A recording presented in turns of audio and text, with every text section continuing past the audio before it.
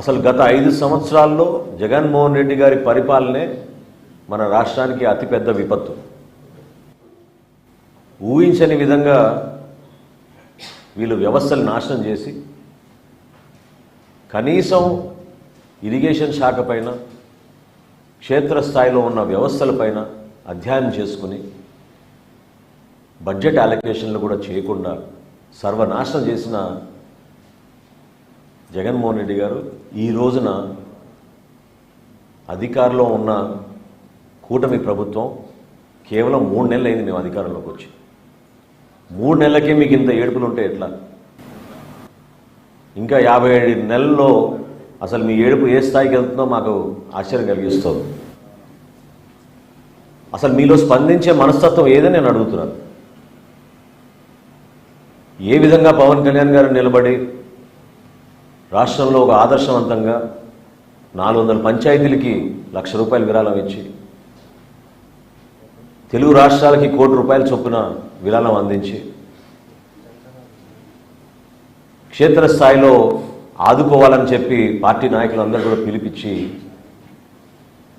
దూర దూర ప్రాంతాల నుంచి కూడా జనసేన పార్టీ నాయకులందరూ కూడా తరలి వచ్చి ఎక్కడైతే ముంపు ప్రాంతాల్లో ఇబ్బంది పడుతున్నారో వాళ్ళకి సహాయ కార్యక్రమాలు అద్భుతంగా చేస్తున్న తరుణంలో జగన్మోహన్ రెడ్డి గారు కానీ వైఎస్ఆర్సీపీ పార్టీ కానీ చేసింది ఏంటని నేను ప్రశ్నిస్తున్నాను. పిఠాపురం వెళ్ళారు, కొన్ని ప్రాంతాల్లో పర్యటించి క్షేత్రస్థాయిలో మీకు పూర్తి అవగాహన వచ్చినట్టు ఒక 40-50 కాగితాలు పట్టుకొని ప్రెస్ ముందు మీరు మాట్లాడిన మాటలు ఏ విధంగా ప్రజలకు ఉపయోగపడతాయని నేను ప్రశ్నిస్తున్నాను. ఒక్కసారి మీరు గతంలో పవన్ కళ్యాణ్ గారి నాయకత్వంలో జనసేన పార్టీ 5 సంవత్సరాల్లో ఎప్పుడైనా ఇటువంటి సందర్భాల్లో ఏ విధంగా మేము స్పందించేవాళ్ళం? చాలా స్పష్టంగా పవన్ కళ్యాణ్ గారు ఎప్పుడు కూడా ప్రభుత్వాన్ని విమర్శించకుండా ప్రజలకు ఉపయోగపడే విధంగా 2-3 మంచి సూచనలు చేసి పెద్ద మనసుతోటి మీరు ముందుకొచ్చి ప్రభుత్వం నుంచి ఆదుకోవాలి, కష్టాల్లో ఉన్నారు రైతాంగం, సామాన్య ప్రజలని పదే పదే ఆయన విజ్ఞప్తి చేస్తూ ఉండేవాళ్ళు.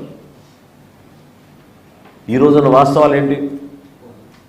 పోనీ మీరు అక్కడ పోయి పర్యటించారు, మీ సొంత పేరుతో నిర్మాణం చేసిన ఆ జగనన్న కాలనీ గొల్లపురంలో అక్కడికి పర్యటించారా మీరు?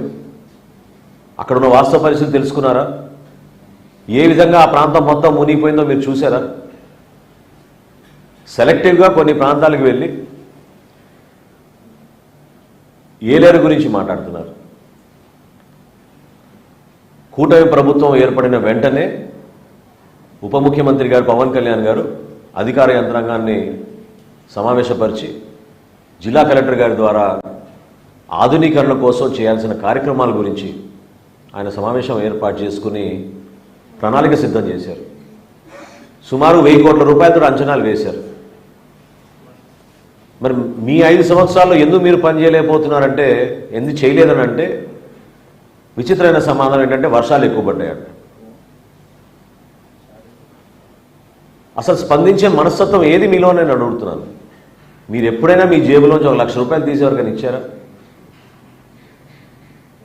సామాన్యుడు ఇబ్బంది పడుతుంటే మీరు పరదాలు కట్టుకుని తిరిగారే ఆ రోజుల్లో. మ్యాన్ మేడ్ డిజాస్టర్ అంటే అద్భుతమైన ఉదాహరణ అన్నమయ్య ప్రాజెక్ట్. కేవలం మీ ఇసుక దోపిడీ కోసం గేట్లు ఎత్తకుండా 24 మంది బలైపోతే, 38 మంది ఆచూకీ ఈ రోజుకు తెలియకపోతే, 12 రోజుల తర్వాత సొంత జిల్లాలో ముఖ్యమంత్రి గారు పర్యటించారు. 12 రోజుల తర్వాత 5 సెంట్లు భూమి ఇచ్చి మీకు 4 రోజుల్లోనే ఇల్లు కట్టే కార్యక్రమం ప్రారంభించి నేనే వచ్చి మీకు తాళాలు ఇస్తా అన్నాడు. ఇది ఎప్పుడు 2021లో ఆయన ముఖ్యమంత్రిగా దిగిపోయే రోజు వరకు కూడా ఇల్లులు అక్కడ పూర్తి కాలేదు. ఏ ఒక్కరికి తాళం ఇవ్వలేదు.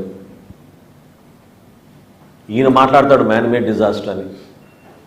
అన్నమయ్య ప్రాజెక్టు ఏ విధంగా కూలిపోయిందో దానికన్నా మ్యాన్ మేడ్ డిజాస్టర్ ఏముంటుందో చెప్పండి.